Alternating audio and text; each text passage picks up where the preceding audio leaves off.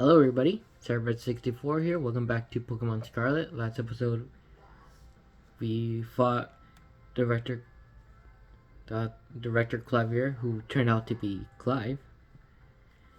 And well, we're actually gonna return to do more classes. I think this should be like the last bit of these classes, and then we'll continue on to Team Starfall. Yep.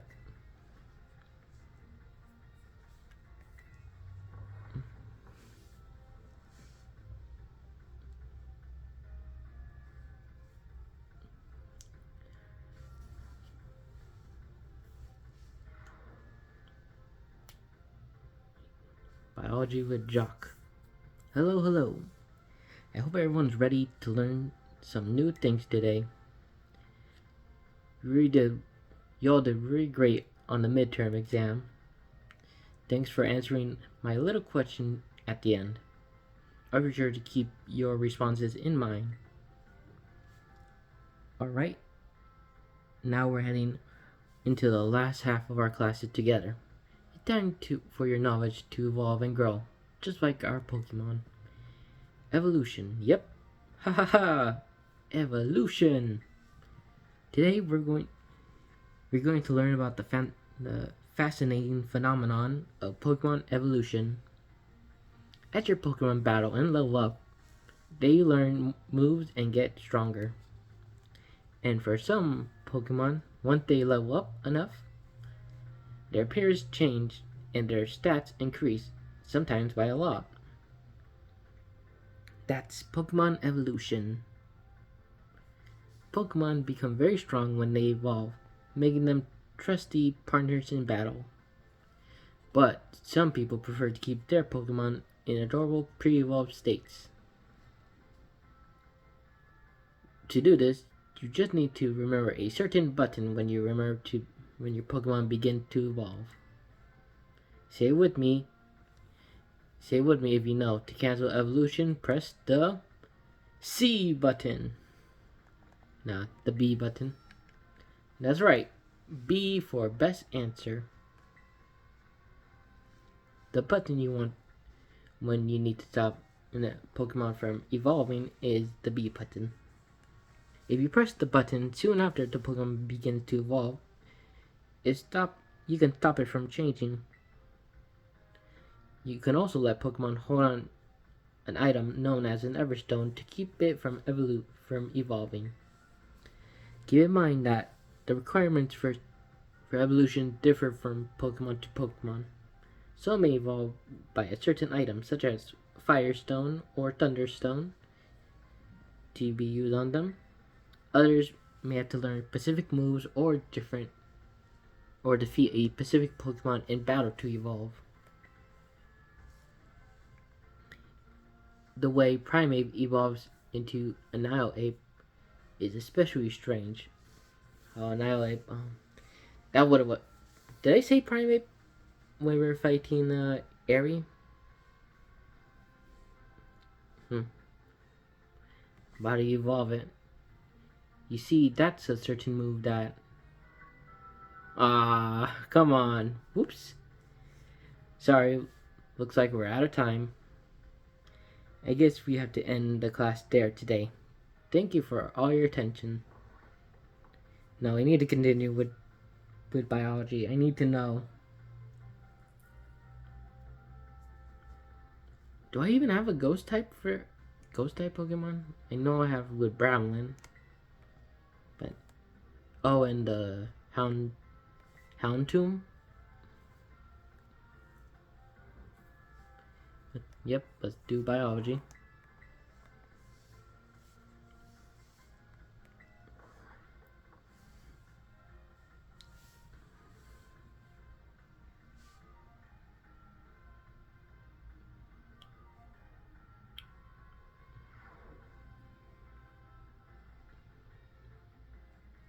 Hello. I hope everyone's ready to learn some new things. Yep.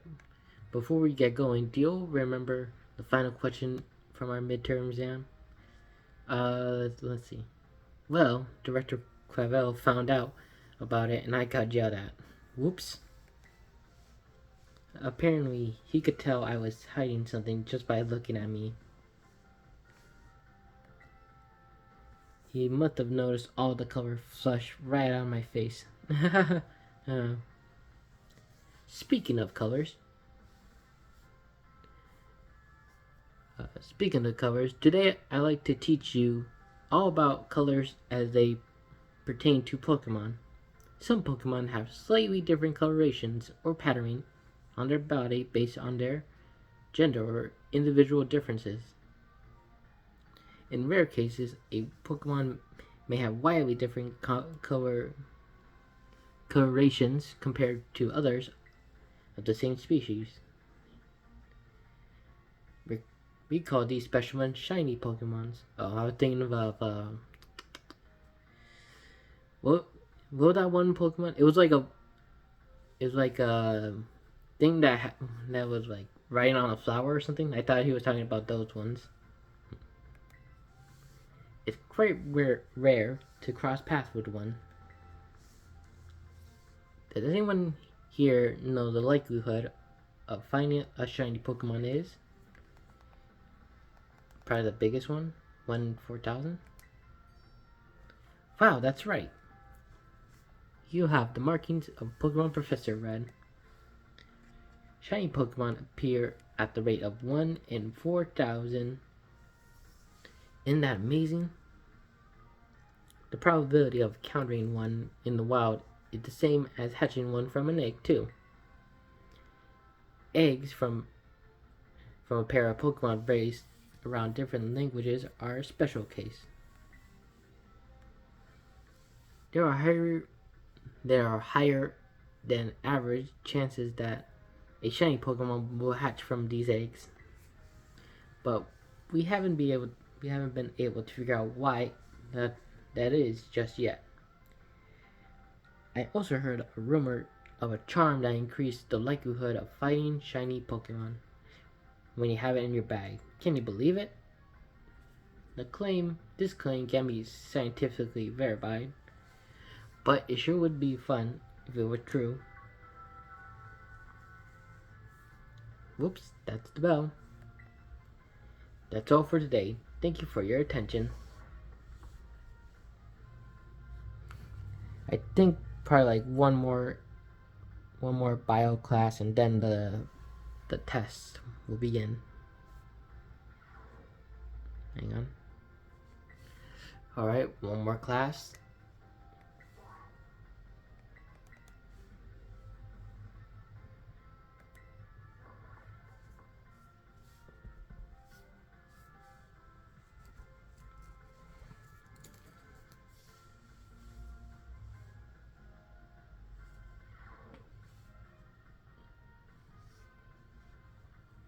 Yep.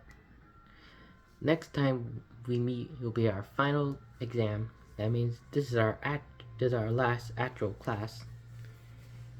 And the topic of this last class will be Pokemon forms. You can think of forms as the shape or appearance that Pokemon have. There are also a phenomenon called a form change, where a Pokemon appearance change under certain conditions. Like that cloud one. It changes during the weather. Oh wait, cyclers, for example, which we regularly ride on as transportation here in Paldea, has 3 forms. Oh, there is. The first is its basic form, where it walks on 4 legs. The second is its battle form, where it stands on its hind legs to engage in battle. And there is ride form, where it inflates its throat sac and its tail so we could ride on its back. Though we can use something y'all carry with you now as even better examples. Yep, I'm talking about your phones. Some smartphones are inhabited by a certain Pokemon. Did anyone know the Pokemon I'm referring to? Yes, Heracross. Rotom. You, you're you're a regular expert on Pokemon and technology, aren't you, Red? The Pokemon inside your smartphone is Rotom, and it does all sorts of things to help you out. A Rotom inside a Rotom phone is special, so it doesn't try to enter other electronics. An ordinary Rotom, however, can change forms by entering washing machine, microwave ovens, and other electric appliances. Rotoms is a bit of an exception, though. Many Pokemon that change form do so simply by holding an item or by having one used on them. Oricorio, for example, have 4 different forms that change between when given a certain nectar. Pokemon may even change type or learn different moves when they change form. Form changes are different from evolutions in that the Pokemon can return to its original form. And unlike Shinies, which can change their special colorations, the same individual Pokemon can go back and forth between its forms. There's a lot to dig in with this form change phenomenon, as you can see. We can all learn something from Pokemon here, don't you think? Bit of a stretch, but I'd be happy to see you all enjoy your time at the Academy to the fullest. Change forms into a new version of yourselves. Or something like that, anyways. Oh, I almost forgot. Regional forms, which vary based on what region a Pokemon comes from, don't change like other forms. They are innate. Whoops. There's the bell. I guess I was scatterbrained, Mr. Jock, right up to the very end, huh? I had a great time teaching you all. I hope you do your best on the final exam.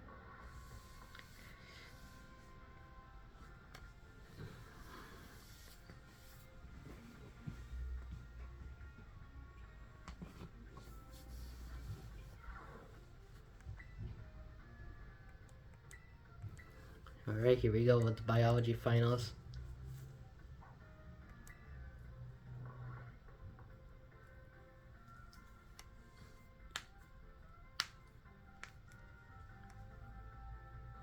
Let's do this.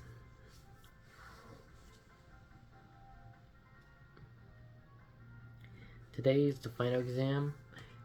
I'll cover everything I taught you so far, but I'm sure you'll do just fine. Take your time and contemplate each question carefully. Let's see. How many of the following 4 methods makes it easier to catch Pokemon? Reflecting paralysis. Not a Poketoy. Phoenix berries. I think it's these 2. True or false? You can get a new Pokemon only by catching them yourself or training with other trainers. Let's see.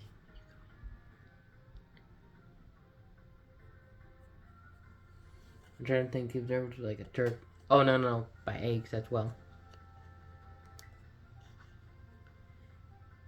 If a Pokemon is holding an Everstone, we'll use it.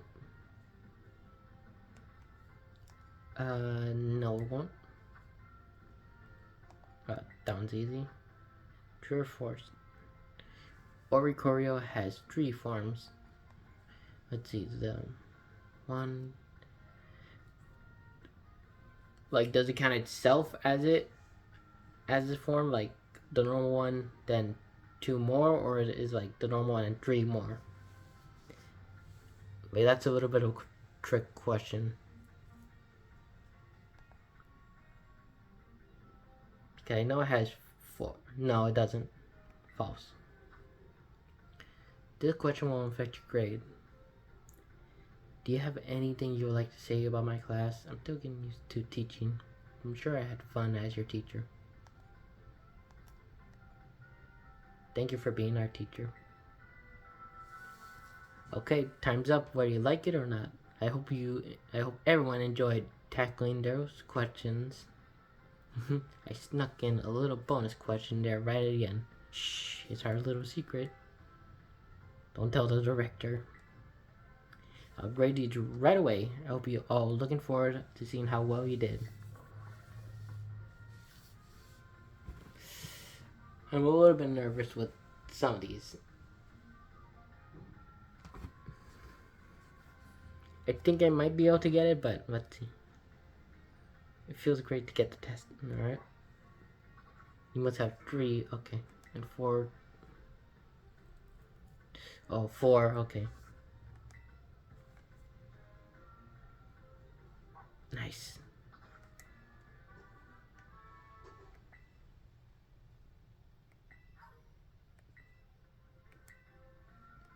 I wonder what I missed. Well, regardless. Time for some math with Miss Time.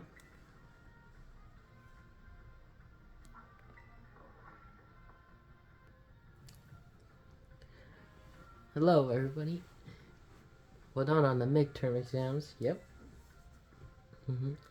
Some of you earned perfect scores, and others seem to have a bit of a trouble. But I can tell that you all tried your best. And I'm quite pleased to say that every last one of you passed. I can assume that means you have all come to love numbers. Stay sharp and try your best for the rest of my class, too. Speaking of staying sharp, did you know how that word applies to Pokemon battles? That's right. It has to do with stat boosts. A Pokemon that can rise and fall throughout. Oh, Pokemon stats can rise and fall throughout the course of battle, correct? For example, if a Pokemon used the move Worked Up, and its attack and special attack will rise by 1 stage each. And as you may know, each Pokemon attack or special attack rises 1 stage. Moves affected by it, by that stat, will deal 50% more damage. If that Pokemon from our previous example were to use Worked Up again, both of its attack and special attack will be risen by 2 stage total. This results in a 100% increase to damage dealt, making it move twice as strong. Sword Dance, on the other hand, boosts attack by 2 stages at once, allowing Pokemon to deal double damage after just a single use. Using Sword Dance twice would boost the Pokemon attack stat by 4 stages. How much damage then would this Pokemon deal?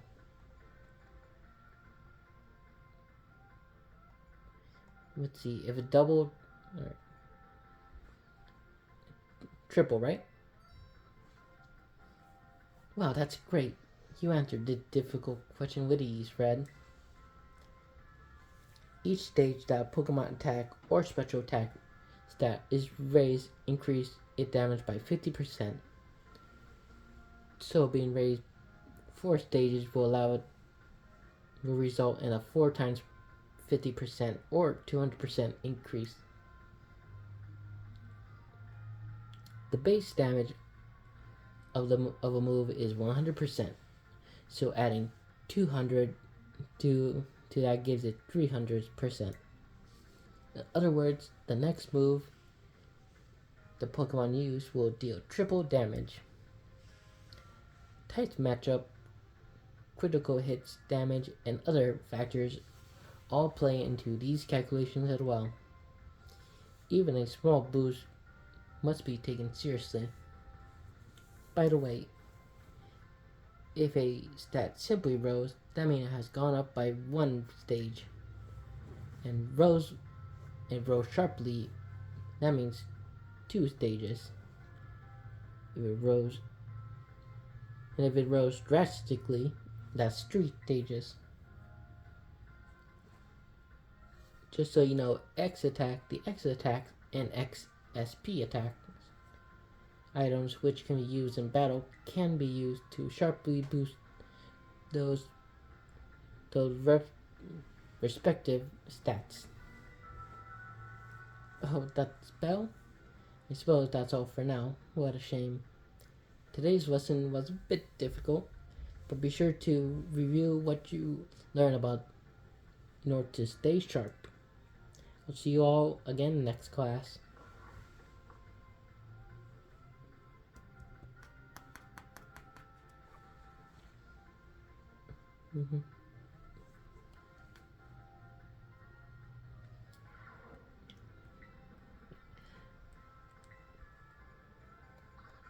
Let's see how many are. Let's see. 2, 4.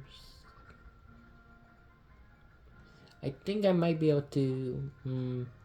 Trying to think how many should I do for this video. I'm assuming I'm gonna try to do 3 and see how well it does.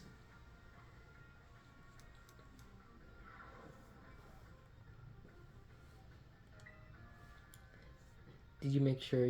Yep. I know it's a little difficult with all that talk of multiplication and percentage and the likes, but today we'll be talking about percentage again to learn about probability. That may sound like we're going to have another difficult class, but did you know that all you already deal with probability on a regular basis? Pokemon moves generally have a probability. A property called accuracy, which determines the probability that they will hit. The accuracy of attack is 100%, is 100 or 100%. So if you use tackle 100 times, you can expect it to hit all 100 times. The move Hypnosis, which put opponents to sleep, have accuracy of 60 or 60%. Which means if you have expected to hit, it'll hit 60% of the time. To put it another way, out of 100 uses, you can expect it to miss 40 times. Many of the truly powerful moves often tend to have low accuracy. So when you're deciding to go slow and steady with moves that are sure to hit, or hard and fast and with stronger but less accurate moves, you're studying probability. Let me see here. Perhaps Surf and Hydro Pumps would be good examples for this discussion. Surf has a power of 90 and accuracy is 100, meaning you can expect to hit every time. Hydro Pump accuracy is only 80, but when it hits, it's 110%. So between Surf and Hydro Pump, which move would you want to use yourself? I'm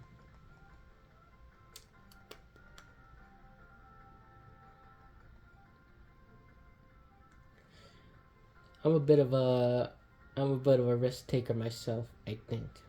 So, try Hydro Pump. Oh my, I see like the riskier and adventurous side of things, Red. I may have made it sound like there was a correct answer here, but there's not. You're free to use any moves you wish. Factors like power, like PP, or number of targets hits may make some moves more suited to certain situations. However, trading accuracy for power or vice versa is purely a matter of preferences. This Surf versus Hydro Pump debate has been ongoing for quite some time. Personally, I'm more invested in debating the rock type move, Rock Slide, and Stone Edge. And let me tell you, I could really work up talking about those moves, but oh my, there's the bell. What a shame. Next class will be our last together, so show up 100% ready to go.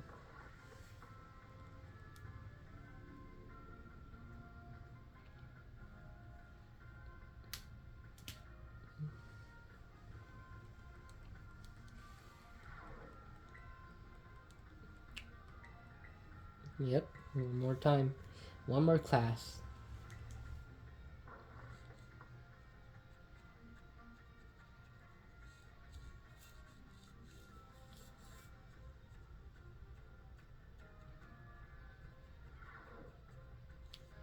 Hello everyone. I hope we could have fun once again today for our last class. Last time we learned about probability using move accuracy as an example. Probability is quite an interesting subject. Do you know that in a class with 40 students, there's a 90% chance that 2 of them will have the same birthday? This is true even despite the fact that there are over 300 days each year. Isn't that remarkable? I'm really trying to think of times that I had the same birthday with someone in my school.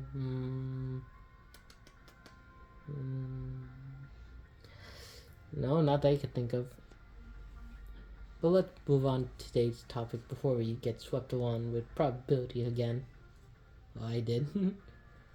I've been teaching you all how to calculate damage in this class using examples like type, matchup, critical hits, and stat boosts, and the likes. All these variables are multiplied together to calculate different damages dealt to an opponent. However, did you know that there is an even simpler way to increase the damage of your Pokemon's move? Let's see. All you have to do is have your Pokemon use a move that shares a type with. If a rock type Pokemon use the rock type move Stone Edge, the move base power of 100 is multiplied by 1.5 to become 150. Oops. Well, I missed quick. But if a ground type Pokemon use Stone Edge, the move will remain 100. I'm assuming it probably says something like rock and ground type.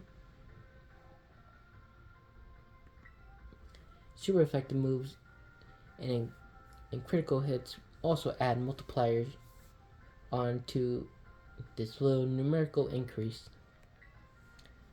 So it most certainly must not be taken lightly. Let me ask you a question to see if you understand what I'm talking about here. Say that you have Pokemon power with a power of 100.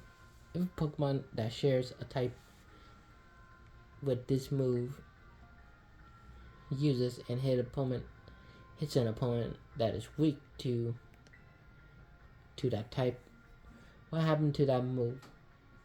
What happens to that move's power? Okay, let's see. If it's 100, alright. It'll be 100 times 1.5. And then times it by 2. I think 300. You did that calculation all in your head? Well done, Red. First, use a move that shares a type with its user. Multiply the base power of 100 by 1.5. Yep. Make it 150.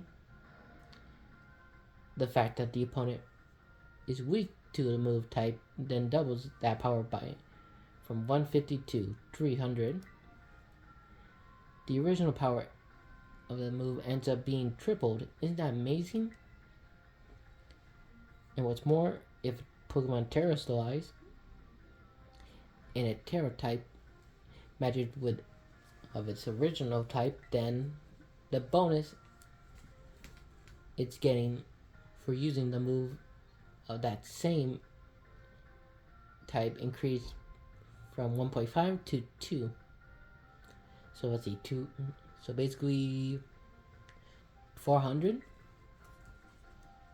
Of course, being able to use a lot of moves with different types is great as well.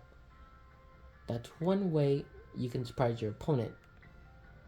In the end, your own innate characteristics are what will really let you shine the most.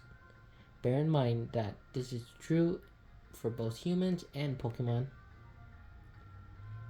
It sure would make me happy if you could take those words to heart. But I suppose I should really have shared this basic advice right from our first lesson. My apologies. And just like that, class is over. The last of our time together flew in a blink of an eye. It was so much fun to be able to teach all you eager students about numbers. Next will be our fun final exam. To review it.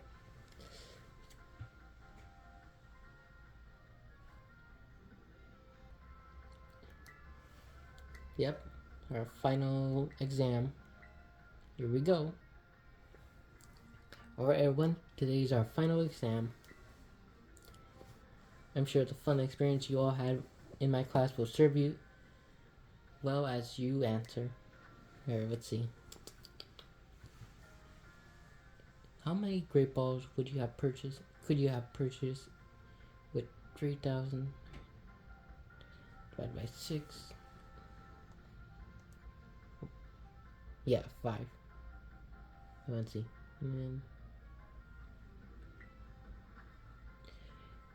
If water type move with the power of 100 lands a critical hit on a grass type, what would the move power? Wait, let's see.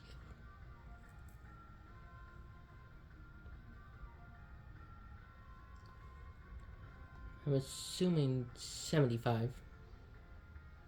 Yeah, nice picture. Yep, 75. Under normal conditions, what the percent chance does Stone Edge have to land a critical hit? Ooh. I think this is one I'm gonna lose to. Either 4 or 12. 4. Okay. Triple damage. Let's see, a rock type. Alright, let's see, a rock type Pokemon who terrestrialized type is rock terrestrialized. Oh, right, 2. Alright, everyone, time's up. Put your hands on your laps now. This test will accumulation of all I taught you. I'm sure you all did fine. Do go ask your score in the front desk and have a nice break. Alright, let's see what the results is or are.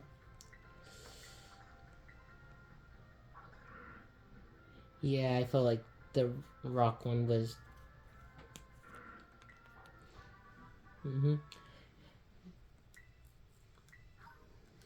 nice. Right, one last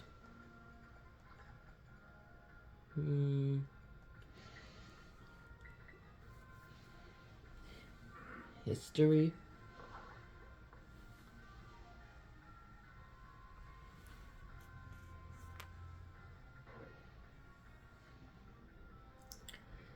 Greeting, my little students.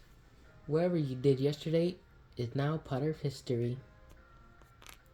I was hoping to continue unraveling the marvels that history had presented to us today. However, I imagine your ability to concentrate has been spectacularly derailed by my midterm.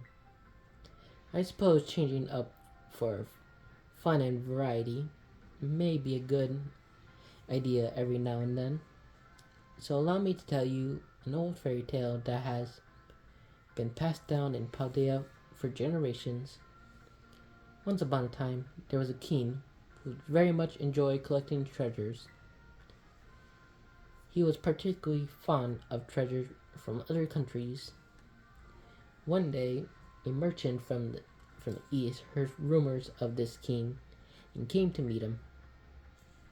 The merchant laid out four treasures in front of the treasure-loving king.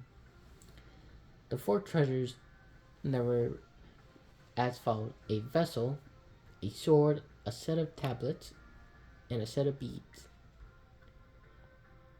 Seeing such rarities before him, the king leaped for joy. He showered the merchant with gold coins and claimed all four of the treasures for himself.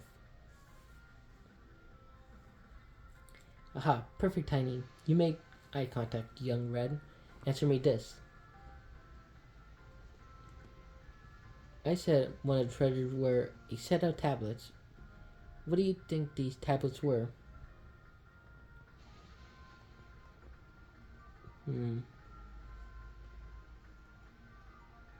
Well, not that one, first of all.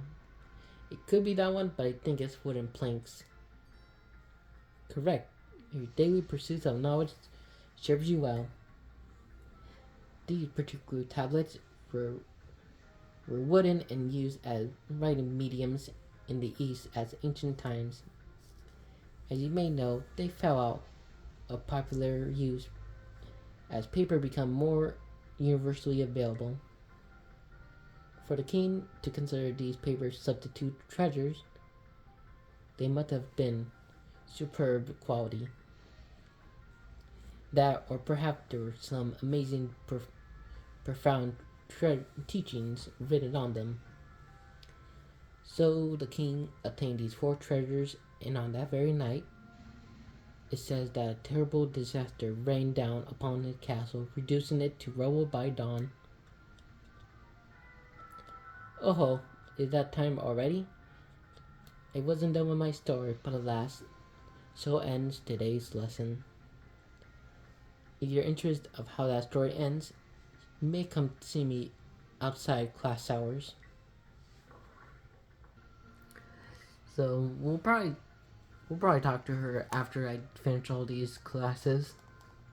With that being said, let's head on to the next history. Greeting, my little students. Today we will continue to unravel the marvels that history had presented to us. I trust that you all remembered our lessons before the midterm exams concerning the great crater of Paldea and its interior Area Zero. No. This mysterious crater captured the imaginations of many, including the former Paldean emperor. 200 years ago, a group of explorers claimed to have finally reached its depths. The name of the team that achieved this great feat was the Area Zero Expeditions. The team is said to have made up of Paldea's best and brightest. Skilled battlers, brilliant researchers, talented individuals of all kinds. Among the list of team members was the name of a man who was the author and brilliant natural historian Heath. Do I know that person? I tried. After returning from the expedition to Area Zero, he used his literary talents to record the events of the expedition and publishes them. Oh boy.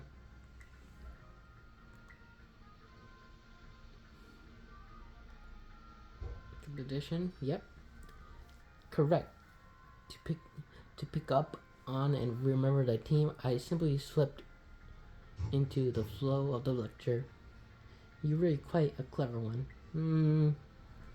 The correct name for the team was the Area Zero Expedition. The record of their activities, written by the expedition member Heath, can be found in bookstores and the likes even today. The record is known as the Scarlet Book. Hey, that's sort of the intro. At the end, the entire region of Paldea was absolutely buzzing about Area Zero. The Scarlet Book was popular that practically everyone had a copy. However, the book itself is full of fascinating descriptions and illustrations of things that could never be thought of as real. Does Arvin have a book like that? I'm assuming he does, but I'm not sure. I'm just remembering because he always had a book with him. The masses began to call Heath a liar. Even the truth of the expedition making it to the bottom of the crater was called into question. The Scarlet Book was condemned to the shelves of used bookstores just another book of wild phenomenon stories, of paranormal stories. There's a copy of one of the bookshelves on the ground floor of the entrance hall. Feel free to read it if you're interested. Oh, is that time already? This ends today's lesson. We will unravel more of history enigmas together next time. I'm gonna try. I wonder where that book is.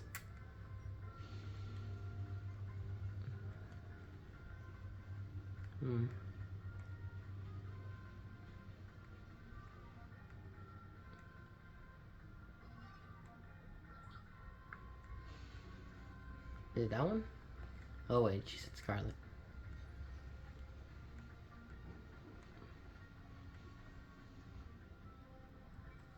Yeah, we'll probably look for it after we're done. History number 6.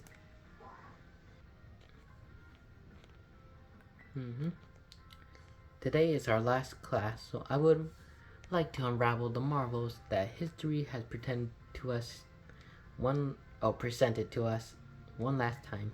In our last class, I taught you all about Area Zero expedition about 200 years ago, correct? Yep. Excuse me. At last, 200 years ago is not that long. Not that long at all. How unfortunate that our history lesson must march so inexorably toward the future. Exorably? I don't know. Would it not be more of an adventure to march towards the past instead? To start from our present to study history in reverse? I think it would, yeah. Get to see the past with your eyes. So you agree with me, do you, Red? However, I'm afraid I risk incurring the wrath of our dear director if I strayed from our curriculum. I suppose I have no choice but to let the flow of time carry us towards the future. In this last class of ours, I shall fill your mind with the history of the terrestrialized phenomenon. The technology behind terror orbs has origin in Area Zero. Even after the Area Zero expedition supposedly reached the crater's deepest depths, others continued to explore that area. And around 140 years ago, Pokemon cloaked in the mysterious light were discovered there. And as many of you already guessed, these were in fact terrestrialized Pokemon. However, when those who discovered these Pokemon brought them out of Area Zero, the light faded and the terrestrialized phenomenon remained a mystery for quite some time. However, 10 years ago, that might well be the present day, a certain someone you have definitely heard of unraveled this mystery. Haha, perfect. Okay.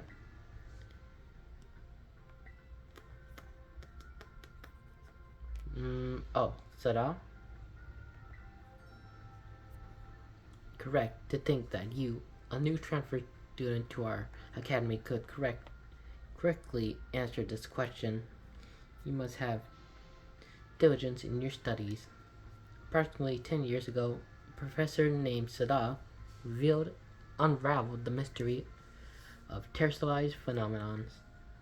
She discovered that the shiny crystals down in Area Zero, or rather, the energy that emit is what caused the Pokemon to terrestrialize. This led the professor to invent Terra Orbs technology and to develop a practical use for it. This technology was then shared with both the Pokemon League and our academy. Rumor had it that Director Clavel was one of the researchers of the professor team. Alas, this story is much less exciting now that someone we all know appears in it. Modern history is truly dull, isn't it? Thus ends my history class. Next session will be our final exam. Bring wonder and history to the forefront of your mind in preparation. Alright, here we go. History finals. Greetings, my little students. It is time for our final examination. Summon your historical knowledge from the dark reaches of your mind and answer the questions. Let's see. Area Zero. The Academy. Wasn't it 107 years? Yeah, 107 or 807. Oh, folding fan. Heath.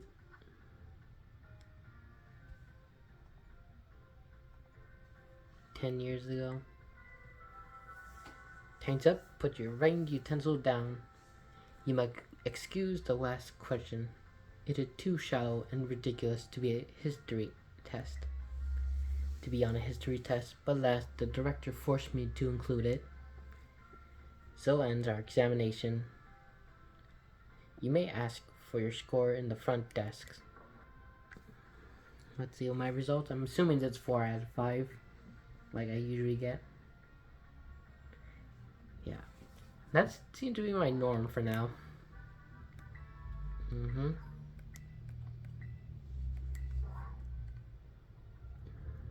And let me see, how many classes do I have left? Okay, languages, battle studies, home art, and home ec. I'm trying to think if I should do one more or I should be done.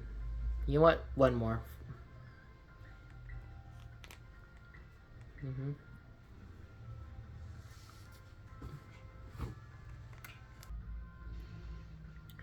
How did you like the midterm exam? You did really great. We're halfway there, and now time for another lesson. Ete von Pratis, are you ready? Oui. Tres bonne response. Great answer. Merci, my friend. I knew I could count on your stars. Leading up to the midterm, we learn all sorts of words from different regions. Turn today, though, I'll be throwing a curveball for we begin listening comprehens for we begin listening comprehensions. Vasi, go for it.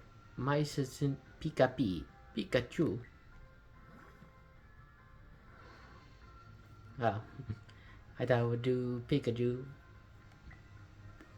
As you just heard, Pokemon can use words to communicate. It's not always easy for us to understand them, but their words have meaning, just as ours do. Pokemon can use language to share all kinds of information with each other, like the locations of food or whether they may be predators nearby. The same Pokemon cries may sound different depending on what it wants to say. I'm sure all you're curious, so Ajori here. Today, that is. Let's learn some Pokemon languages. Chitterpali. It would be if you would be so kind, Pikachu. Pika! What emotion do you suppose Pokemon or Pikachu was trying to convey just now? Happiness? Sorry, Red. That's not right. Pokemon language is art, isn't it? When Pikachu says it's using an angry voice. That's right. I had my little Pikachu friend here just to pretend to be angry for us. Don't you think he did a great job? Give Pikachu a round of applause, everyone.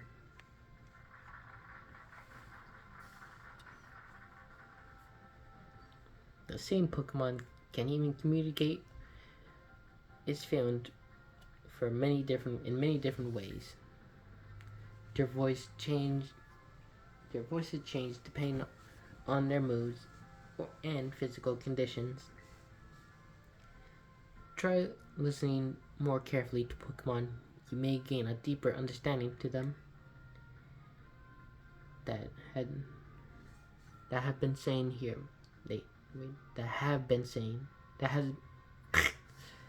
That having been said, Pokemon are quite mysterious creatures. Some actually don't communicate with words at all, but instead use things like electromagnetic or ultrasonic waves. Some even use telepathy. And so, apropos or of nothing, let me give you all one of my wise word of advice.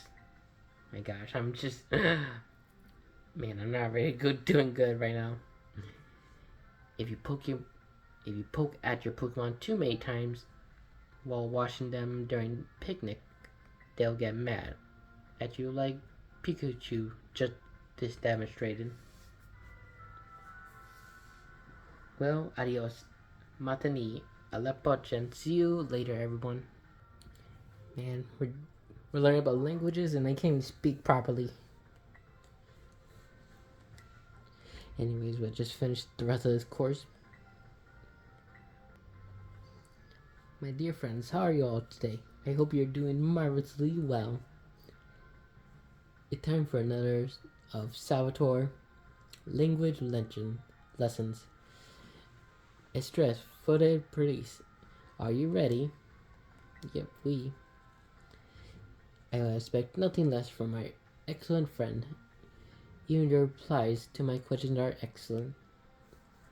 Authority who today will once again be focusing on listening. Vasi, go for it, my assistant Pikachu. As many of you remember from our last class, the same Pokemon cries may sound different, depending on what it wants to say. Authority, today, that is, we'll be learning more about the languages used by Pokemon. Your turn be, if you be so kind, Pikachu. Pika. Sounds a little bleak, doesn't it? Its voice seemed to seem a lower pitch today. Oh, its voice seemed to a little lower pitch. Too. What emotion do you suppose Pikachu was trying to convey just right now? Sadness? Correct. That's right, Red. Fantastic. When Pikachu says, expressing sadness kinda makes you want to cry, doesn't it? That's right. I had my little Pikachu cry as if it was crying. Haha, funny joke, right? Don't you think it was a good job? Give Pikachu a round of applause, everyone.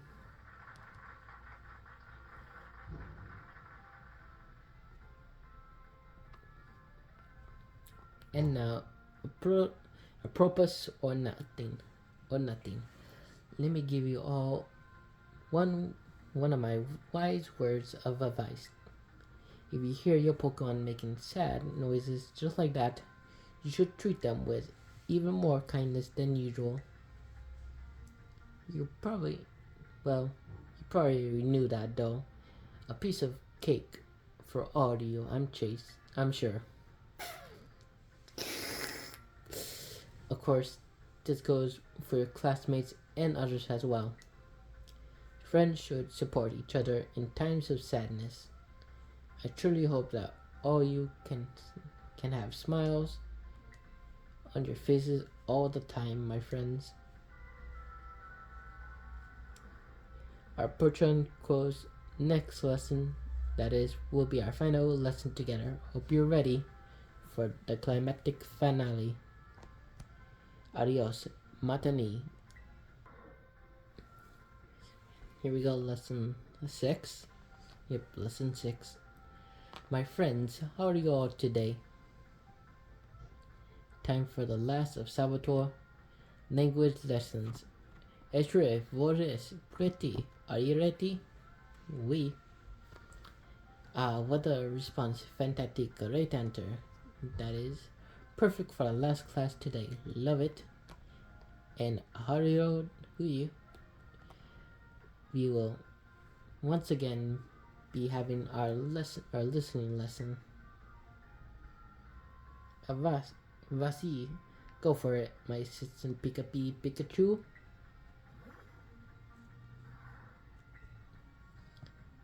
Let's get right to it, my little friend Pikachu, my little Pikachu friend. For our last listening lesson, tell everyone how you're feeling right now. See cheerful flat. Ciao! Ooh, can you feel it? That's one contagious emotion in Pikachu's voice. One emotion.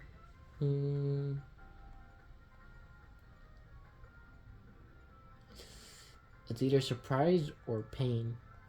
I'm gonna try surprise. Oh my, did Pikachu sound surprised to you, Red? When Pikachu said, expressing happiness, doesn't it? Doesn't make you want to break out into a happy dance? But I didn't have to ask Pikachu to put on an act today. Oh no, I simply acted to show you all how I felt about getting to have class with you. Getting to meet so many new friends and studying together in this class with you. It made both of me and little Pikachu so very happy. And now, a product of nothing. Let me give you one last word of advice. As you live your lives, I'm sure you will have times when you get mad or sad, maybe even more than you would like. Everything has ups and downs. Life is a veritable roller coaster. But à la fin, in the end, That is, there's surely happiness awaiting for you. So, tardes los iré. Keep a smile on your face, even in the hardest of times. So when you're faced with a problem that you can't handle alone, find someone to rely on. Be it a teacher, your family, your friends, anyone. Our Pokémon course next lesson will be our final exam. Be sure to review what we learned in all of our lessons so far. Adios, mamete. Alright, time for the final exam. Here we go, our finals. Today we'll take our final exam. Detend vos, relax, that is, and do your best. Vos pretty, are you ready? Let's begin.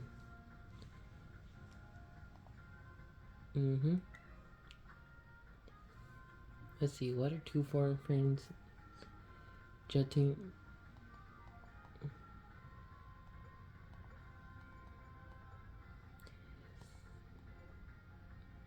I think it's time to eat. Yeah. Oh, it's angry.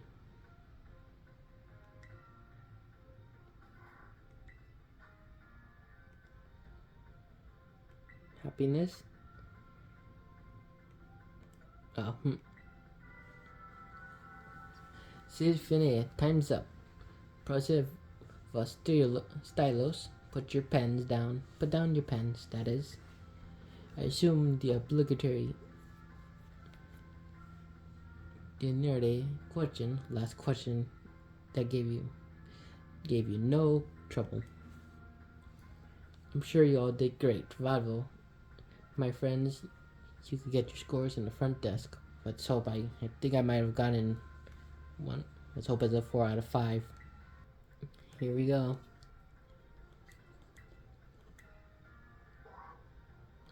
Yes, there we go.